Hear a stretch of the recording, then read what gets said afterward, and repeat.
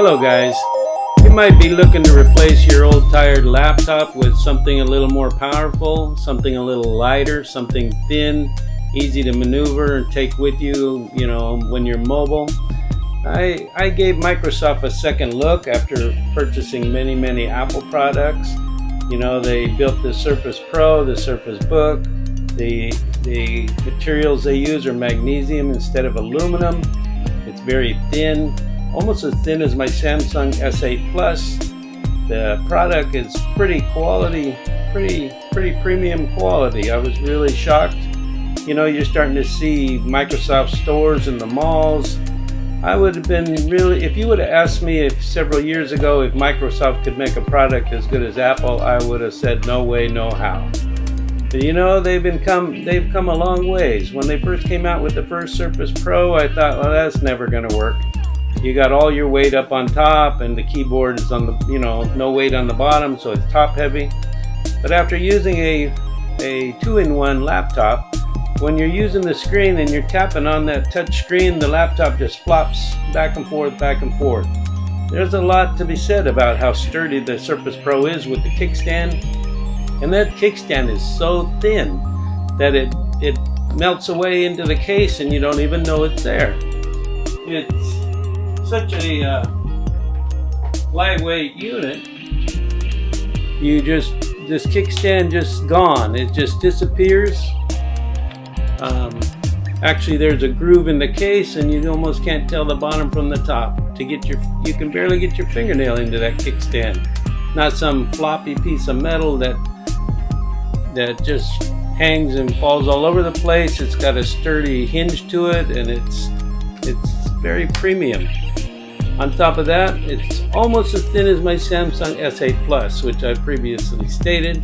Comes with the pen. Well, it doesn't come with the pen. You have to buy the pen separate, unless you buy the M-Core. I think it comes with the M-Core model. This one is i5 with 8 gigs of RAM, 256 gigs of memory storage, SSD, very fast SSD. It boots up quick.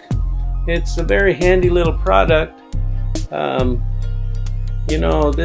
This could replace your laptop. I bought it without the keyboard, primarily to use as a tablet for mobile on the go. I did pick up the keyboard later. It was on sale. They got some good prices right now because I think that they're going to be coming out with probably the newer model later on in the year.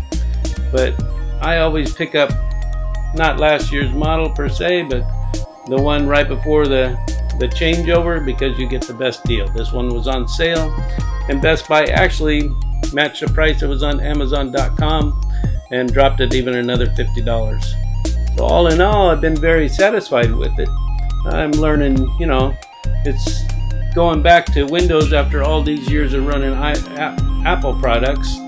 It's challenging a little bit, but it started out with Windows products, and now I'm headed back there because this unit is very well built. Got an i5 processor, Kaby Lake. I picked up this little USB.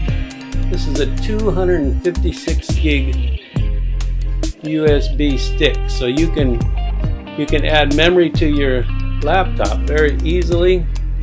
There's 256 gigs right there, and on the inside, hidden away, which is a very nice build, they have a micro SD card. I have a 128 gig SD card, micro SD card right there. You could put a 256 gig SD card, micro SD card in there, and up your storage. Battery life is really good. It's rated at 13 hours, but there's no way that I get 13 hours. It's very nice.